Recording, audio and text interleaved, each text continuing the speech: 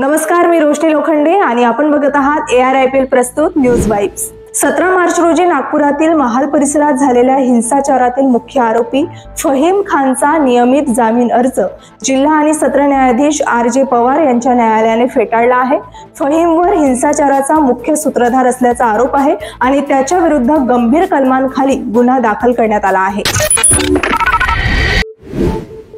मिठी नदी स्वच्छता प्रकरणी अभिनेता दिनो मोरिया आणि त्याचा भाऊ सेटी नौची मुंबई पोलिसांच्या आर्थिक गुन्हे शाखेने 65 कोटी रुपयांच्या मिठी नदी गाळ काढण्याच्या घोटाळ्यात संभाव्य भूमिका उघड करण्यासाठी चौकशी केली आहे।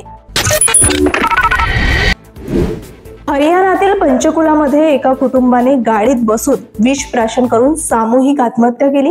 हे कुटुंब बागेश्वर बाबांच्या हनुमान कथा कार्यक्रमात सहभागी होण्यासाठी पंचकुला येथे आले होते।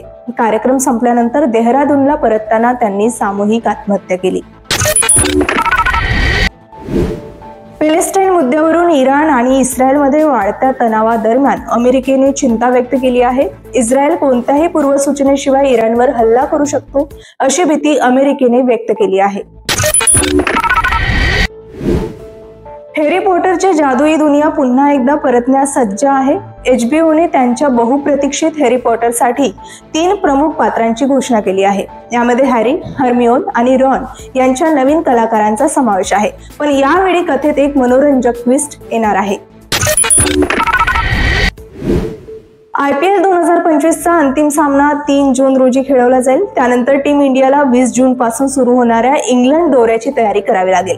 या दौऱ्यापूर्वी BCCIने टीम इंडियाच्या कोचिंगच्या जुन्या प्रशिक्षकाला परत आणले आहे। टी दिलीप यांची टीम इंडियाच्या क्षेत्ररक्षण प्रशिक्षकपदी पुन्हा नियुक्ती करण्यात आली आहे।